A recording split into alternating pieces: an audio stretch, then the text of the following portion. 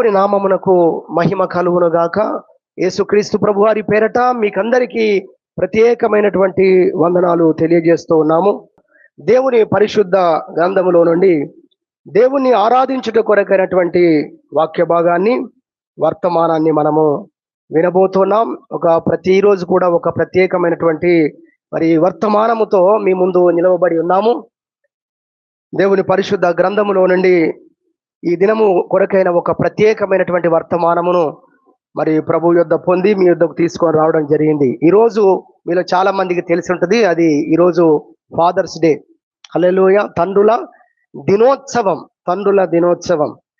దేవుని వాక్యంలో ఈరోజు మనం నేర్చుకోబోయే అద్భుతమైన అంశం మొదటి పేతురు పత్రిక లేదా పేతురు రాసినటువంటి మొదటి పత్రిక, మొదటి అధ్యాయము 3వ వచనం మనం చదువుకుందాం.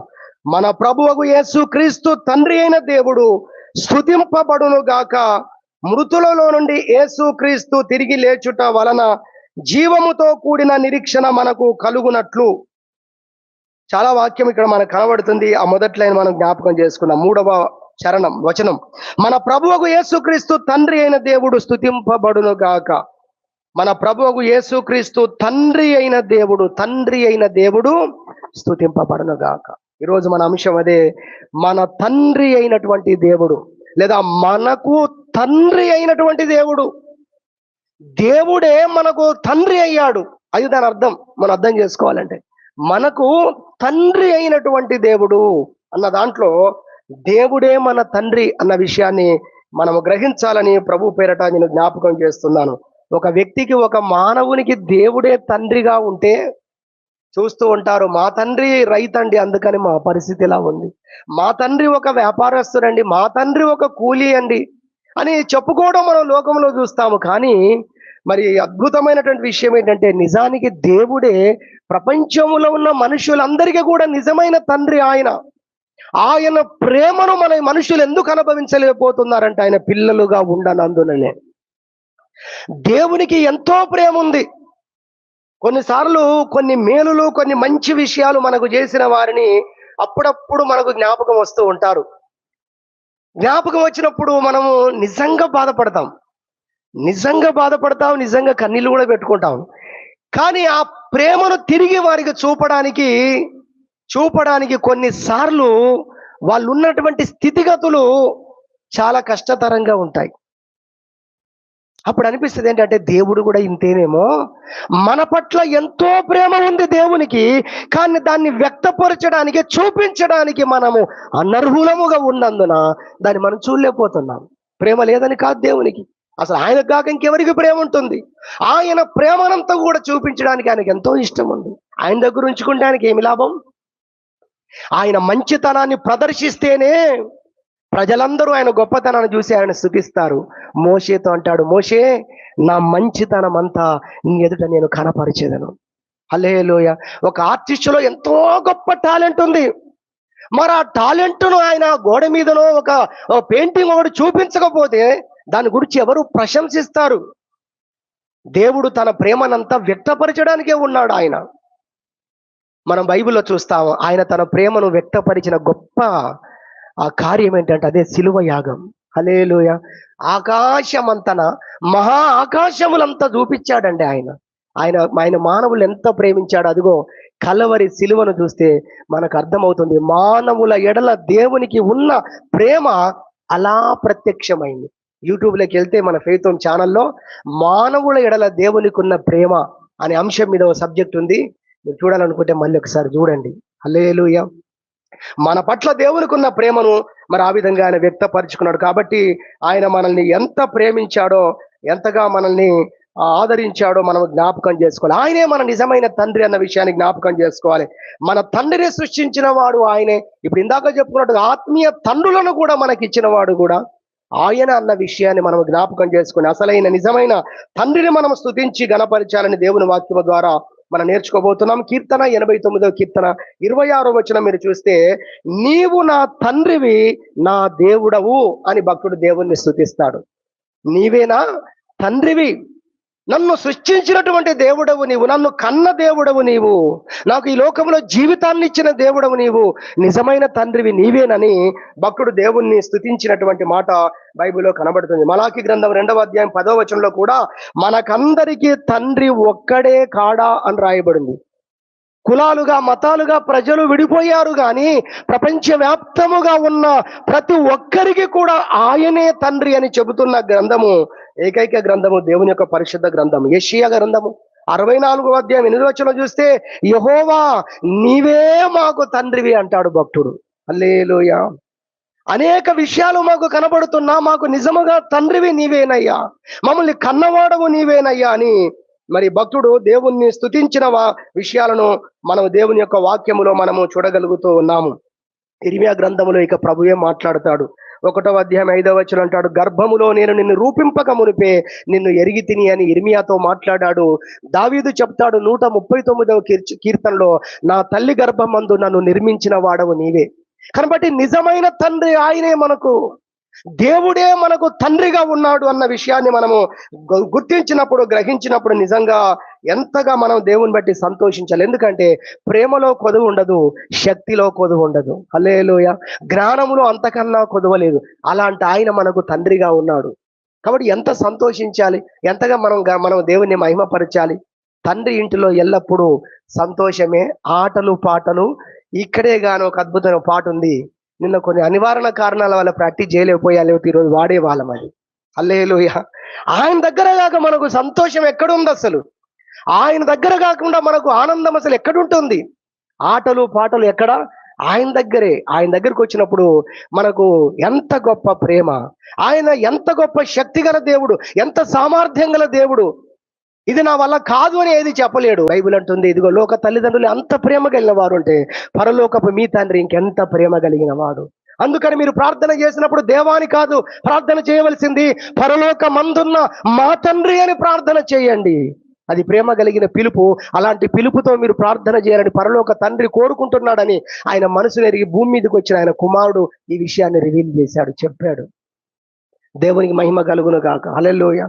ఆయనను తండ్రిగా మనము ఆయనను గుర్తించి గ్రహించి అసలు విషయాన్ని తెలుసుకొని అది నిజమని గ్రహించి మనసారా మనం ఆయనను పిలవాలని కోరుకుంటున్నాడు. ఆయన పిల్లలుగా కూడా అలా మనం ఉండాలని కూడా కోరుకుంటున్నాడు. హల్లెలూయా. దేవుని వాక్యములో మనం చూసిన కొన్ని విషయాలు దీని కొరకు ఈరోజు దేవుని యొక్క వాక్యంలోంచి మనం నేర్చుకుందాం. ఎఫెసీయులకు రాసిన పత్రిక 3వ అధ్యాయము త్వరగా కొన్ని విషయాలు చూద్దాం. ఎఫెసీయులకు రాసిన పత్రిక 3వ అధ్యాయము మనం చూసినట్లయితే 14వ వచనము చాలా విషయాలు పైన చెప్పాడు.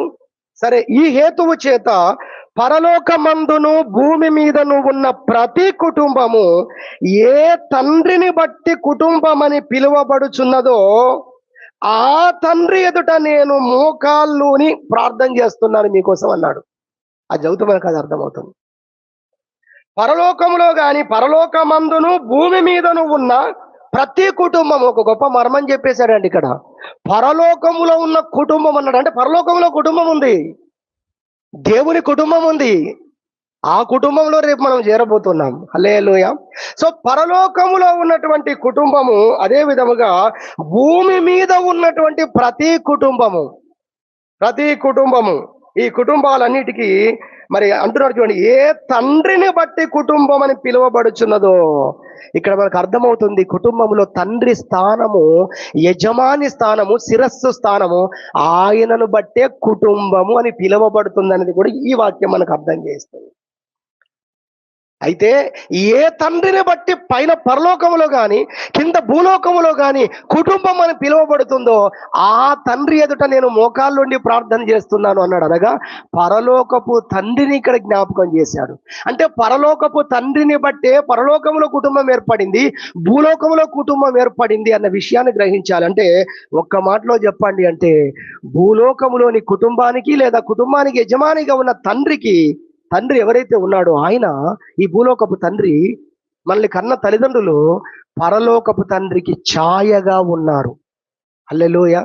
నిజము కాదు కానీ ఎలా ఉన్నారు వాళ్ళు? ఛాయగా ఉన్నారు. అందుకే ఏ తండ్రిని బట్టి పిలువబడుచున్నారు అన్నాడు. మరి భూలోకంలో కూడా పిలువబడుతున్నాడు కదా తండ్రి అని, ఆయన ఛాయగా ఉన్నాడు.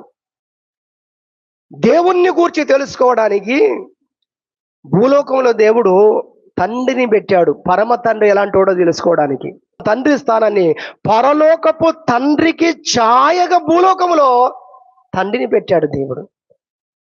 హల్లెలూయా. ఇప్పుడు ప్రిన్సీ ఉందనుకోండి, చిన్న బిడ్డ మన మధ్యలో ఉంది కాబట్టి చెప్తున్నాను.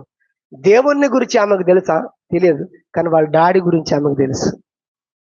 దేవుని ప్రేమ ఆమెకు తెలియకపోవచ్చు, కానీ వాళ్ళ డాడీ ప్రేమ, వాళ్ళ మమ్మీ ప్రేమ బాగా ఆమెకు తెలుసు. ఈ ప్రేమను అర్థం చేసుకుంటున్నప్పుడు ఇంతకంటే గొప్పవాడు అన్నప్పుడు ఆమెకు బాగా అర్థమవుతుంది. హల్లెలూయా.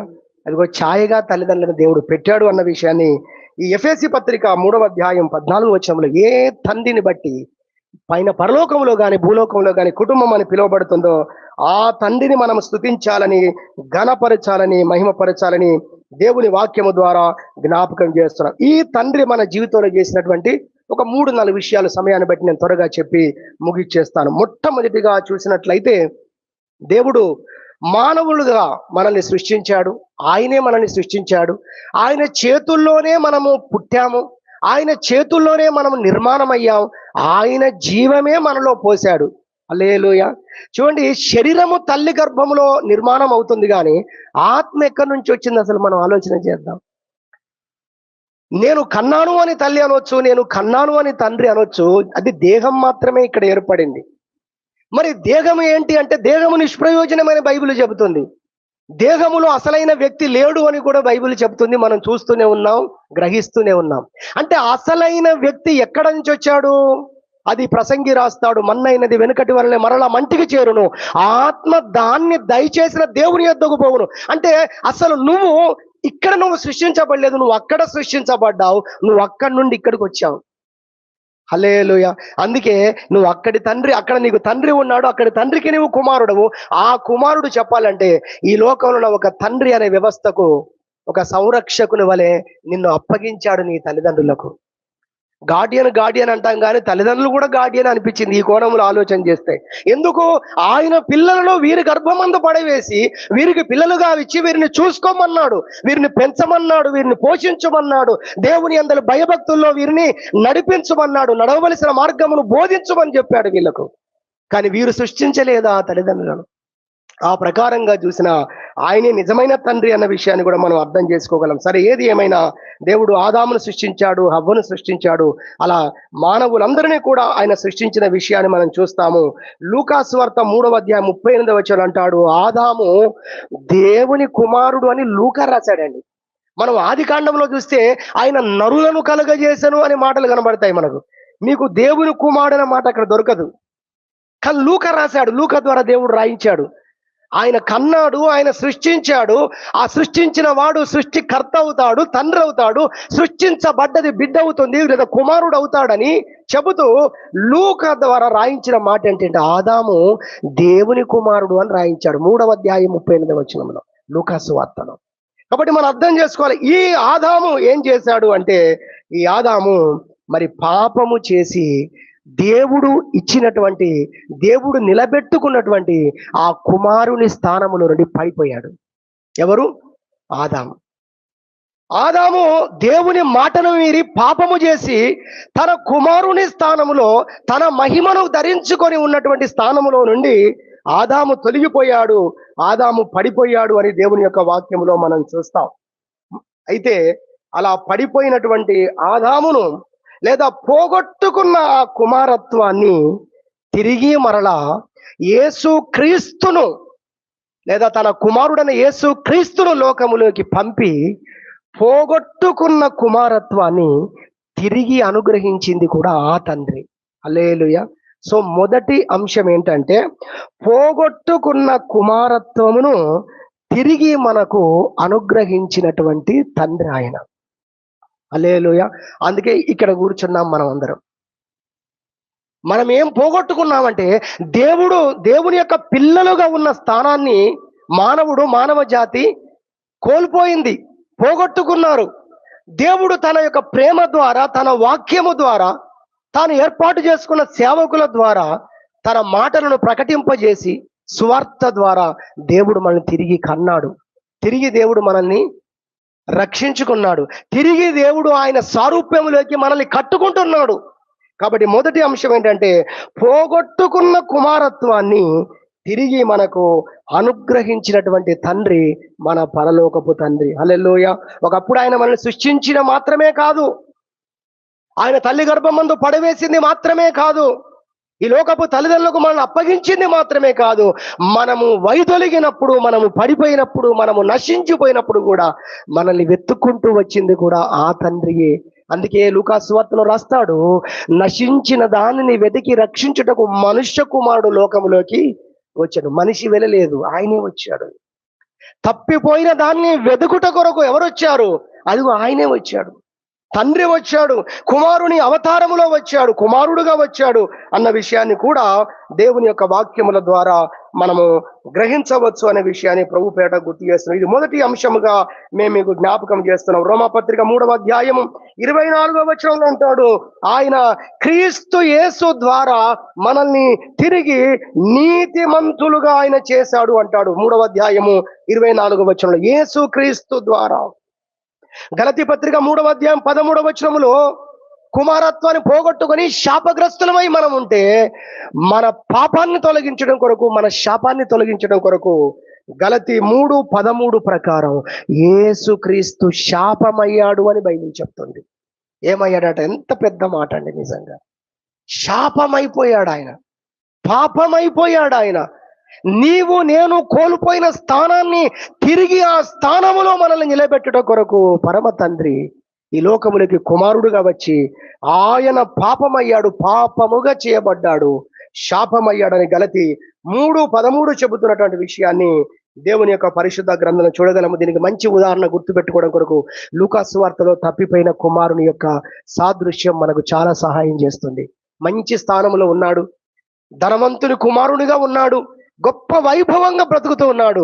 కానీ తన యొక్క లోకము వైపు చూసి, లోకపు ఆలోచనల ద్వారా తండ్రి అనుగ్రహించిన స్థానాన్ని, తండ్రి ఇచ్చినటువంటి గొప్ప ఆనందకరమైనటువంటి స్థితిగతులన్నిటిని కూడా కోల్పోయేటట్టుగా నిర్ణయాలు చేసుకున్నాడు, దూరంగా వెళ్ళిపోయాడు, అంతా పోగొట్టుకున్నాడు.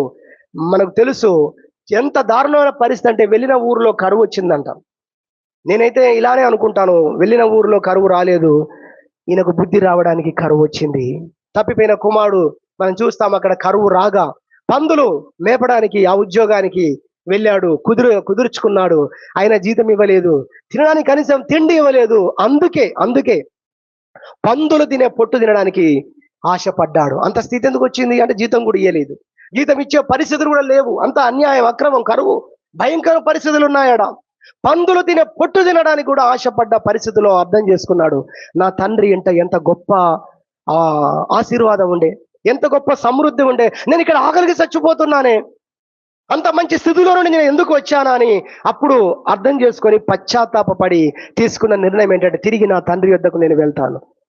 కానీ వెళ్ళినా నేను చెప్పే మాట అయితే ఇదే అనుకున్నాడు. ఏంటది? తండ్రి, నేను నీ కుమారుడను అనిపించుకొనుటకు, అంతేనా, నేను నీ కుమారుడను అనిపించుకొనుటకు నేను పాత్రుణ్ణి కాదు, నేను యోగ్యుణ్ణి కాదు, నీ కూలి వాళ్ళలో ఒకరిగా నన్ను చేర్చుకో. ఎందుకో తెలుసా? ఇప్పుడు మనం వింటున్న అంశం అదే. కుమారత్వాన్ని, కుమార స్థానాన్ని పోగొట్టుకున్నాడు ఆయన. నిజమే, మనం కూడా దేవుని యొద్దకు వచ్చిన రోజున, ప్రభువా నేను పాపిని నాయన, నువ్వు నన్ను సృష్టించావు, ఈ లోకములో మానవ జాతిని సృష్టించావు, కానీ మా యొక్క ఆ మూర్ఖత్వాన్ని బట్టి, లోకమును చూసి లోకానుసారంగా మేము వెళ్ళి నువ్వు మాకు ఇచ్చినటువంటి పరిశుద్ధతను పోగొట్టుకున్నాం, మహిమను పోగొట్టుకున్నాం, కుమారత్వాన్ని పోగొట్టుకున్నాం. ప్రభువా నన్ను క్షమించు ప్రభువా, నీ రక్తముతో కడుగు నాయన, నీ కృపను బట్టి మరలా స్వీకరించు నాయన అని మనం ప్రార్థన చేశాం. తప్పిపోయిన కుమారులాగా ఎంతమంది ప్రార్థన చేశాం? ఏం ప్రార్థన? ప్రభువా నీ రక్తముతో నన్ను గడుగు కానీ నన్ను కూలివాని కానీ పెట్టుకో నాయన. మనం అంత పెద్ద మాటలు అయితే దేవుని దగ్గర చెప్పలేదండి. నిజమది. ఎంత పెద్ద మాటలు! నీ రక్తముతో కడిగి నన్ను స్వీకరించు అన్నామే గాని, నీ రక్తముతో కడిగినా కూడా ఆ స్థానాన్ని మాత్రం నన్ను పెట్టొద్దు నాయన, మేమెన్నటికీ ఆ స్థానానికి పాత్రులం కాదు ప్రభువా అని మనం తండ్రితో అనలేదు. అయినా ఆయన మనల్ని కరుణించాడు. దేవుని నామానికి మహిమ కలుగును గాక. హల్లెలూయా. అయినా ఆయన మనల్ని కరుణించాడు, ఆయన మనల్ని చేర్చుకున్నాడు. మనము మన పితరులు లేదా ఆదాము పోగొట్టుకున్నటువంటి ఆ స్థానం ఏదైతే ఉందో ఆ కుమారుడు అనే స్థానానికి తిరిగి మనల్ని నడిపించాడు. యేసయ్య అంటున్నాడు, ఇదిగో ఇప్పుడు ధైర్యంగా ప్రార్థన చేయండి. ఏం ప్రార్థన చేయాలో తెలుసా? రక్షించబడ్డ మీరు పరలోకమందున్న మా తండ్రి. ఇంత ఆధిక్యాన్ని ఎవరిచ్చారు? ఎలా కలిగింది ఇంత ఆధిక్యత, ఇంత గొప్పతనం? అంటే ఆయన ప్రశస్త రక్తమును బట్టి ఈ ఆధిక్యత మనకు కలిగింది. ఆయన తన ప్రాణము పెట్టుట ద్వారా ఈరోజు మనం పోగొట్టుకున్న స్థానాన్ని తిరిగి మనము సంపాదించుకోగలిగాము. ఈరోజు ఆయన వైపు తిరుగుతున్న వారందరూ కూడా సంపాదించుకోగలుగుతున్నారు అన్న విషయాన్ని ప్రభు పేరట నేను జ్ఞాపకం చేస్తున్నాను. ఇలాంటి సందర్భాలను ధ్యానించో, ఆలోచించో, బోధించో ఓ భక్తుడు పాట రాశాడు, నాకు చాలా ఇష్టము. అందులో 2-3 పదాలు మార్చి నేను పాడుతున్నాను, మీరు వినండి. ప్రధాన పాపిని పశుప్రాయుడను, నిన్ను విడిచి తిరిగినాను, నీకు దూరమైనాను,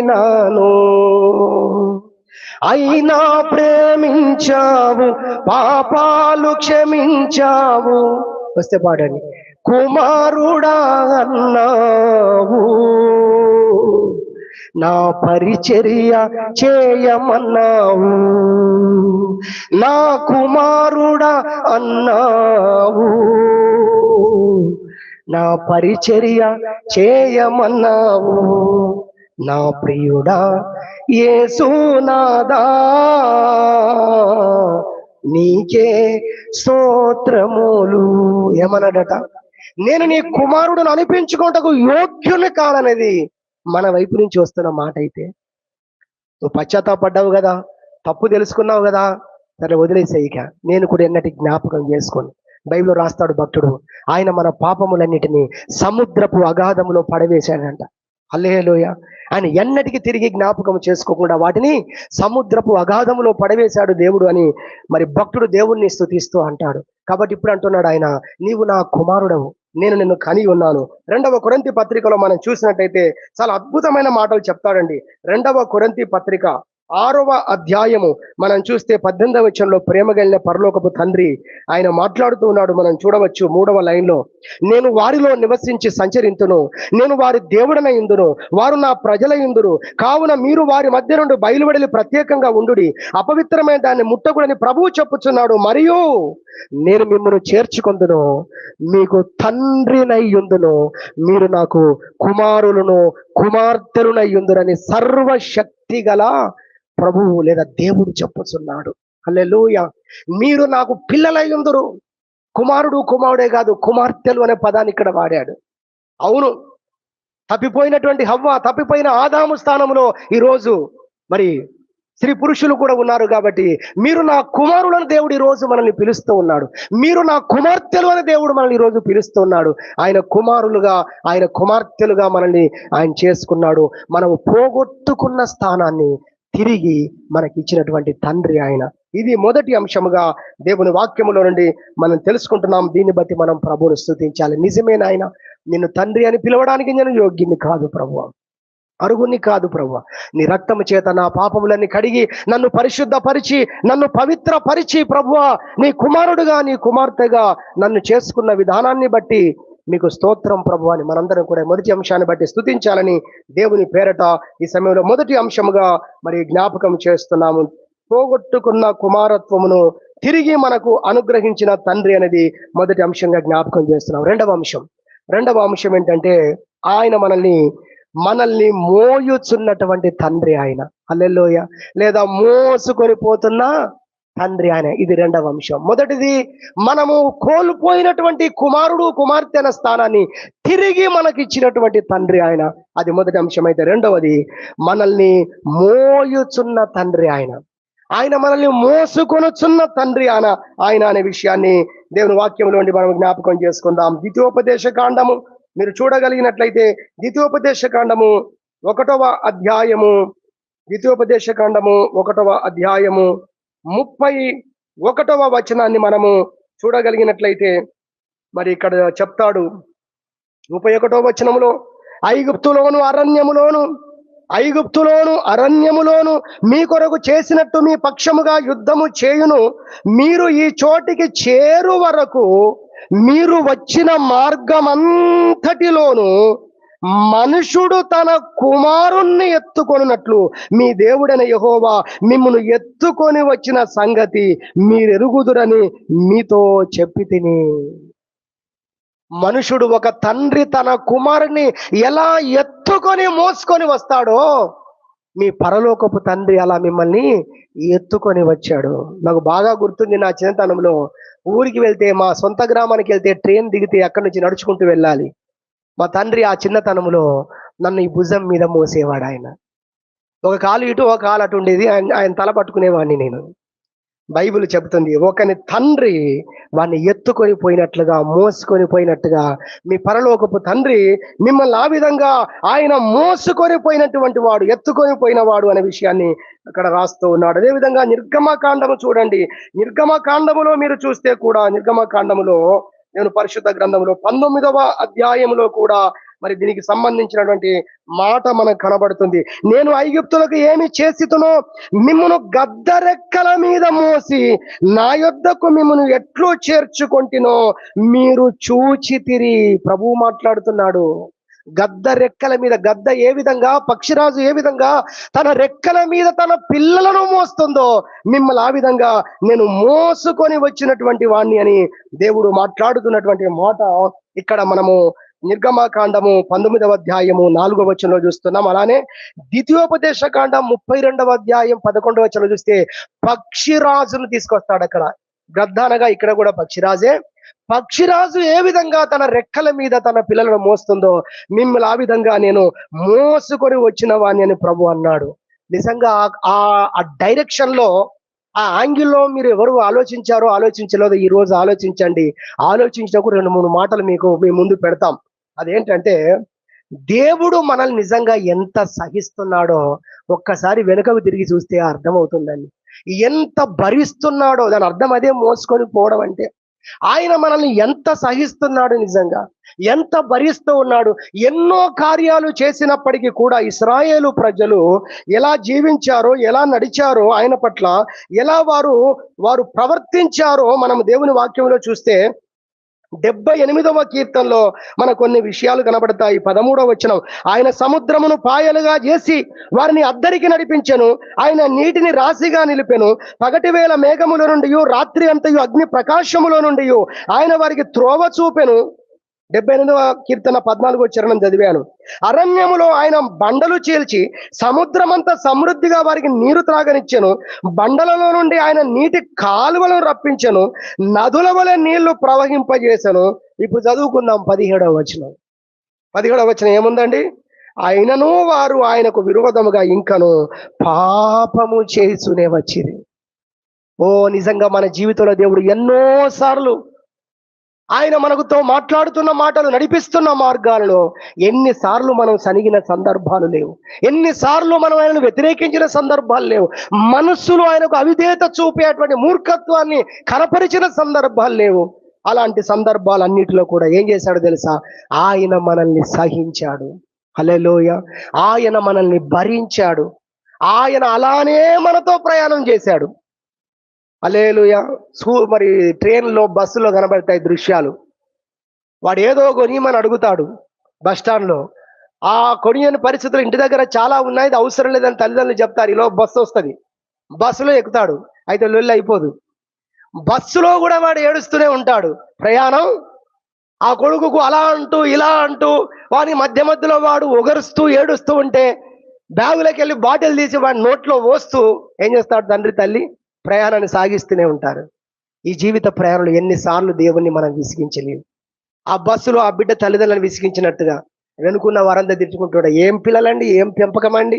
పాపం తల్లిదండ్రులు తలదించుకుంటూ ఉంటారు. ఆ టైంలో నోరు ముయ్యరా అని గట్టిగా అంటూ ఉంటారు. వాళ్ళ కోసమే అనుకుంటాను, కొన్నిసార్లు గట్టిగా కొడతారు బస్సులో. ఎందుకో తెలుసా? ఇంటి దగ్గర చేస్తే అంత ఫీల్ కాకపోదురు వాళ్ళు బస్సులో చేసరికి బాగా ఫీలింగ్ వచ్చేసింది వాళ్ళకి. అందుకని ఈసారి దెబ్బ బాగా పడింది వాళ్ళకి. అర్థం చేసుకున్నాం. కానీ మన పరలోకపు తండ్రి నిజంగా ఎంత సహించాడు. ఇవన్నీ మనకు బాగా తెలుసు, కానీ మందే మనకు అర్థం కావట్లేదు. ఆయన అంటున్నాడు, గద్ద రెక్కల మీద మోసుకొని పోయినట్టుగా, పక్షిరాజు తన పిల్లలను రెక్కల మీద మోసుకొని పోయినట్టుగా మిమ్మల్ని ఎంత సహించాను, ఎంత భరించాను. నడవలేని టైంలో కూడా నేను మిమ్మల్ని నడిపించాను. చేతగాదన్న టైంలో నడిపించాను. మొండికేసినప్పుడు కూడా మిమ్మల్ని ఎత్తుకొని మోసుకొని పోయింది నేను కాదా? హల్లెలూయా. 78వ కీర్తన చూడండి, 38వ చరణము, 38వ చరణం చూద్దాం, లేదా 37 నుండి. నోటి మాటలతో వారు ఆయనను ముఖస్తుతి చేసిరి. మనిషికి తెలియదండి, హృదయాలను చూసే దేవుని తెలియదా? ముఖస్తుతి చేస్తున్నాడా, లోపల నుండి చేస్తున్నాడా? ప్రభు అంటున్నాడు, నోటి మాటతో వారు ముఖస్తుతి చేసిరి, తర్వాత తమ నాలుకలతో ఆయన యొద్ద బొంకిరి. దేవుడు రాయిస్తున్నాడు ప్రవక్త ద్వారా, సేవకుని ద్వారా. అయితే ఆయన ఏం చేశాడు? వాత్సల్య సంపూర్ణుడై వారిని నశింపజేయక వారి దోషము పరిహరించువాడై ఉన్నాడు. తన ఉగ్రతను ఏమాత్రము రేపుకొనక పలుమార్లు కోపమును అణుచుకొని వాడై ఉన్నాడు. కాగా వారు కేవలము శరీరులై ఉన్నారనియు విసరి వెళ్ళి మరలి రాని గాలి వలె ఉన్నారనియు ఆయన జ్ఞాపకము చేసుకొనెను. అంతా ఆయనే అర్థం చేసుకున్నాడు. మళ్ళా ఆయనే సహించాడు, ఆయనే భరించాడు, ఆయనే మనల్ని మోసుకొని పోయాడు. హల్లెలూయా. రెండవ అంశం మనం చూస్తున్నాము, మన పరలోకపు తండ్రి మనల్ని సహించిన వాడు, మనల్ని భరించిన వాడు, మనల్ని ఓర్చుకున్నవాడు. ఎన్ని కార్యాలు చూసినా వాళ్ళు ఈ అరణ్యంలో ఆహారం ఇవ్వగలడా? ఎన్ని కార్యాలు చూసినా దేవుడు నీళ్ళు ఇవ్వగలడా? ఇక్కడ చచ్చుటకే మమ్మల్ని రప్పించాడేమో. ఏ కార్యం చూడని వాళ్ళు మాట్లాడాల్సిన మాటలండి. ఎన్నో కార్యాలు దేవుడు వారి ముందు చేస్తే వారు మాట్లాడే మాటలు ఒకసారి చూడండి. ఇంతెందుకు, యేసు ప్రేమించిన ఓ కుటుంబం ఉంది, బైబిల్లో రాసుంది అలా. యేసయ్య ప్రేమించిన కుటుంబం అది. ఆ కుటుంబంలో ఉన్నటువంటి ఓ వ్యక్తి చనిపోయాడు. అంటే మార్తా మరియల తమ్ముడు చనిపోయాడు. యేసు ప్రభు వచ్చాడు, మీ తమ్ముని లేపుతాను నేను అన్నాడు. వాళ్ళు ఏమంటున్నారు? పునరుత్థాన దినమున లేస్తాడు. మీరు బైబిల్లో చూస్తే యేసు ప్రభు ఏడ్చాడు అని రాసింది అక్కడ. యేసు కన్నీళ్లు విడిచాడు. ఇంగ్లీష్ బైబిల్లో ఉన్నటువంటి పదం బైబిల్ అంతట్లోకి వెళ్ళి అతి చిన్న వాక్యం అదే అని చెప్తున్నారు. యేసు ఏడ్చాడు, దేవుడు ఏడ్చాడు. ఎంత దారుణమైన విషయం! యేసయ్య కుమారుడుగా వచ్చిన యేసయ్య కన్నీళ్లు పెట్టుకున్నాడు. దేనికో తెలుసా? ఎంత కనమని మిమ్మల్ని నేను మోయాలి, ఎంత వరకని మిమ్మల్ని సహించాలి. ఇన్ని కార్యాలు నేను మీకు చూపించినా, ఇన్ని మాటలు మీకు చెప్పినా ఇంకా మీరు అర్థం చేసుకోవటం లేదు. అది యేసయ్య ఆ రోజు కన్నీళ్లు విడవడానికి గల కారణం. ఇదే 78వ కీర్తనలో మీరు చదువుకుంటూ కిందికి వస్తే 40వ చరణంలో అంటాడు, అరణ్యమున వారు ఆయన మీద ఎన్ని మారులో తిరగబడిరి, ఎడారి యందు ఆయనను ఎన్ని మారులో దుఃఖ పెట్టిరి. మాటి మాటికి వారు దేవుణ్ణి శోధించిరి, మాటి మాటికి ఇశ్రాయేలు పరిశుద్ధ దేవునికి ఏముంది ఆ మాట చదవగలరా? సంతాపము కలుగజేసిరి. ఆయన మళ్ళీ మోసుకుంటూ వచ్చాడు 2026 సంవత్సరం వరకు. హల్లెలూయా. మనం బాగా సంతోష పెట్టామనే కాదు, ఒకసారి సంతోష పెడితే 9 సార్లు బాధ పెట్టింది ఎక్కువ ఉంటుంది. ఇక సంతోష పెట్టిన వారి పర్సెంటేజ్ తీసుకుంటూ వస్తే ఎంతమంది ఉంటారో తెలియదు. ఒక్కసారి ఆలోచన చేసుకుందాం. మన పరమ తండ్రి ఆయన మనల్ని మోసుకుంటూ వచ్చినటువంటి వాడు. మార్తా మరియల యొక్క మాటలు, యేసయ్య హృదయాన్ని ఎవరో మాట్లాడితే యేసు ప్రభు బాధపడేవాడు కాదు, ఎవరో ఆ విధంగా ఆలోచిస్తే యేసు ప్రభు బాధపడేవాడు కాదు. కానీ అనేక కార్యాలు, అనేక బోధలు యేసు ప్రభు వాళ్ళ ఇంట్లో కూర్చొని ఎన్ని బోధలు చేశాడండి. ఆఖరికి మరియ కూడా యేసు ప్రభు పట్ల విశ్వాసాన్ని వ్యక్తపరచలేకపోయింది. మరియ పాదాల యొద్ద కూర్చొని నేర్చుకుందని ఉంది కదా, ఆమెనా చూపిందా? అందుకే యేసయ్య కన్నీళ్లు విడిచాడు, బైబిల్ చెప్తుంది. ఇదిగో మనం నేర్చుకుంటున్న రెండవ అంశం, ఆయన మనల్ని మోసుకొని పోతున్నటువంటి తండ్రి, లేదా మోయుచున్నటువంటి తండ్రి. రోమపత్రికలు అంటాడు, బలవంతులమైన మనల్ని మనమే సంతోషపరుచుకొనక బలహీనుల దౌర్బల్యమును భరించుటకు బద్ధులమై ఉన్నాము. క్రీస్తు కూడా తనను తాను సంతోషపరుచుకోలేదు, కానీ ఆ మనల్ని మిమ్మల్ని నిందించు వారి నిందలు నా మీద పడెను అన్నట్టుగా మన నిందల్ని మోసుకొని పోయాడని రాస్తాడండి. హల్లెలూయా. యెషయా గ్రంథం 53వ అధ్యాయంలో కూడా ఆయన మన దోషములను మోసుకొని పోయాడు. ఆయన మన పాపములను మోసుకొని పోయాడు. ఆయన మన దౌర్బల్యాన్ని మోసుకొని పోయాడు, మన మూర్ఖత్వాన్ని సహించాడు, ఆయన మన మొండితనాన్ని భరించాడు ఆయన. అందుకే రెండవదిగా దేవుని పరిశుద్ధ గ్రంథం లోతు అనే ఒక మహాభక్తుని కూడా బైబిల్లో మనం చూస్తాం. లోతు, సమయం అయిపోయింది, నేను ముగిస్తాను 2వ అంశంతోనే. లోతు అనే భక్తుని మనం చూస్తాము. ఆయన కోసం అబ్రాహాము ప్రార్థన చేశాడు. సరే, దేవుడు దిగొచ్చాడు. దేవుడు దూతలు పంపించాడు, ఇదిగో నువ్వు త్వరగా లేచి త్వరగా రెడీ అయిపోయి ఈ పట్టణం విడిచిపెట్టి పారిపోవాలి, వెనుకకు చూడొద్దు సుమి, చూస్తే చచ్చిపోతారు అని ఎమర్జెన్సీగా చెబితే ఈయన పక్కింటికి పరిగెత్తాడు, లేకపోతే పక్కన వాడకు పరిగెత్తాడు. ఎందుకు పరిగెత్తాడు, ఎవరి దగ్గరకు పరిగెత్తాడని చూస్తే తన ఇద్దరు కూతుళ్లను పెళ్లి చేసుకోవడానికి ఉన్న ఇద్దరు అల్లుళ్ళు ఇక పెళ్లి చేసుకోవడానికి సిద్ధపడుతున్నటువంటి పరిస్థితుల్లో ఉన్నవాళ్ళు, అంటే బహుశా మాట్లాడుకునే ఉన్నారు. ఆ మాట ఉంది మరి అక్కడ, పెళ్లి చేసుకునే ఉన్న అల్లుళ్ళు అనే పదం కూడా రాసింది. వాళ్ళ దగ్గరకు పరిగెత్తాడండి. వాళ్ళ దగ్గర పరిగెత్తి, మీరు రండి, ఈ పట్టణాన్ని దేవుడు, ఈ గ్రామాన్ని దేవుడు, సొదొమ గొమొరాలను జంట నగరాలను దేవుడు అగ్నితో కాల్చివేయబోతున్నాడంటే చెప్పుకొచ్చావులే అంకుల్ వెళ్ళు ఇంటికి అన్నారు. అపహాస్యం చేశారు ఆయనను. దేవుడు మరి వాళ్ళ అల్లుల దగ్గరికి పంపేవాడు కాదా? దేవుడే పంపొచ్చు కదా, పంపలేదు దేవుడు. వచ్చే పరిస్థితుల్లో లేరు వాళ్ళు. చూడండి, నువ్వు రెడీ అయ్యి నువ్వు బయటికి రావయ్యా అంటే లోతు అంటే డిలే చేస్తున్నాడు. మీరు చూడండి అది డిలే చేస్తున్నాడు, ఆలస్యం చేస్తున్నాడు. వారికి చాలా కోపం వచ్చేసింది. అగ్ని ఉగ్రత రాబోతుంటే ఇవన్నీ ఏంటి, అసలు ఎవరి కోసం ప్రయాసపడుతున్నావు, వ్యర్థమైన ప్రయత్నాలు అన్ని, నడువు బయటికి రా అని చెప్పి 2 చేతులు పట్టుకొని వారి కుటుంబస్తులను పట్టుకొని లాక్కొని దేవదూతలు బయటికి తీసుకొని వచ్చారంట. తీసుకొని వచ్చి వెనుకకు చూడకుండా పారిపో అంటే ఆయన ఏమన్నాడో తెలుసా? ఆ సీన్ చూడండి ఒకసారి.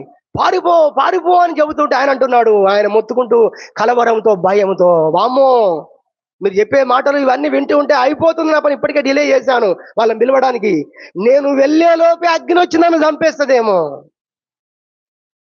ఎంత గోలగోల చేస్తున్నాడండి. రమ్మంటేనేమో పక్కింటికి పరిగెత్తాడు పిలవాలని, టైం డిలే చేశాడు. ఇప్పుడు తప్పించుకొని పారిపోము అంటే అది వెళ్ళేలోపే నేను చచ్చిపోతానేమో అంటాడు. దేవుడు లేడా? పంపించేవాడు దేవుడు కాదా? నువ్వు ఉండగా ఎలాగ పంపిస్తాడు ఆయన? ఆ మాత్రం అని ఆలోచన చేశాడు. అంటున్నాడు, అది నేను వెళ్ళేలోపే అగ్ని వచ్చి నేను చచ్చిపోతానేమో. కాబట్టి ఇగో సోయరు ఉంది పక్కన ఒక చిన్న ఊరు, ఆ ఊరికి నేను పరిగెత్తుకొని తప్పించుకొని పోతాను, నాకు ఆ విషయంలో మీరు అనుమతి ఇవ్వాలి అంటాడు. సరే వెళ్ళు, అక్కడికి వెళ్ళు అని అంత పరిస్థితిలో చెప్పాల్సి వచ్చింది. ఇలా మన జీవితంలో కూడా దేవుడు చెప్పే మాటలకు, ప్రభువా నాకు సరిగా మాట్లాడడం రాదు, నేను నత్తివాడిని ప్రభు అన్నాడు మోషే. మన జీవితాల్లో దేవుని చెప్పే మాటలకు ఎన్నిసార్లు మనం లోబడ్డాం సంతోషంతో. నువ్వు చెప్పావు ప్రభు, నీ మాటకు విధేయత చూపుతున్నావు. నువ్వు చేయమన్నావు ప్రభు, ఆ పని నేను చేస్తాను ప్రభు అని ఎన్నిసార్లు దేవునికి మనం విధేయత చూపామని. ఎన్నో సార్లు ఆయన నమ్మకుండానే ఆయన పట్ల ఆయనకు వ్యతిరేకముగా మనం ఆలోచించిన ఆలోచనలే, అవిధేయతను చూపించిన సందర్భాలే మన జీవితంలో ఎన్నో ఉండి ఉన్న పరిస్థితుల్లో కూడా 2వ అంశం చెప్తుంది మనతోని, ఆయన మనల్ని మోయుచున్నటువంటి తండ్రిగా ఉన్నాడు. హల్లెలూయా. సమయం అయిపోయింది. నేను ఈ యొక్క 2వ అంశంతోనే మరి వాక్యాన్ని ముగించడానికి ఇష్టపడుతున్నాను. దేవుని వాక్యంలో మీరు చూడగలిగినట్లయితే బైబిల్లో 68వ కీర్తన 9వ చరణంలో అంటాడు, ప్రభువు స్తుతినందును గాక అనుదినము ఆయన మా భారమును భరించుచున్నాడు. ఆయనకే మహిమ కలుగును గాక. ఎందుకంటే నా రుగ్మతలను భరిస్తున్నాడు ఆయన, నా అవిధేయతను భరించిన వాడు, నా మూర్ఖత్వాన్ని సహించిన వాడు. సులభముగా నేను లోబడలేదు, ఎన్నో మాటలు చెబితే గాని నేను లోబడ్డాను. ఆ రోజు ఆయన ఒక్క మాటతోనే నువ్వు నాకు అవిధేయత చూపమని పక్కన పెట్టి ఉంటే నా బ్రతికేమయ్యేది? నన్ను భరించిన దేవుడు, భరించిన తండ్రి, నన్ను ఓర్చుకున్న తండ్రి అని ఆ విధంగా స్తుతిస్తూ ప్రభువు స్తుతి నొందును గాక. ఎందుకంటే ఆయన అనుదినము మన భారములను ఆయన భరించుచున్నాడు అని దేవుని వాక్యం చెప్తుంది. 55వ కీర్తన 22వ చరణం చూస్తే, నీ భారము యెహోవా మీద మోపుము, ఆయనే నిన్ను ఆదుకొనును. మన భారాలన్నిటినీ మోసేవాడుగా ఆయన ఉన్నాడు అన్న విషయాన్ని దేవుని యొక్క పరిశుద్ధ గ్రంథంలో మనం చూస్తున్నాం. కాబట్టి మనం నేర్చుకుంటున్న అంశం, మనకు తండ్రి అయినటువంటి దేవుడు అన్న ఈ అంశంలో 2 విషయాలు మనం నేర్చుకున్నాం. ఒకటి, మనం పోగొట్టుకున్న కుమారత్వపు స్థానాన్ని తిరిగి మనకి ఇచ్చిన వాడు, దాని కొరకు ఆయన తన ప్రాణాన్ని పెట్టాడు, రక్తం కార్చి ఆ స్థానాన్ని మనకి ఇచ్చాడనేది మొదటిగా మనం విన్నాం. రెండవదిగా, ఆయన మనల్ని ఇంతవరకు సహించి భరించి ఓర్చుకుంటూ మనల్ని మోసుకొని వచ్చుచున్న దేవుడు, పక్షిరాజు వలె మనల్ని మోసుకొని వచ్చుచున్న దేవుడు అని గుర్తించి ప్రభును స్తుతించాలని దేవుని వాక్యాన్ని వింటూ ఉన్నాం. దేవుడి వాక్యమును మనందరి నిమిత్తమై దీవించును గాక. ఆమేన్. ప్రార్థన చేసుకుందాం.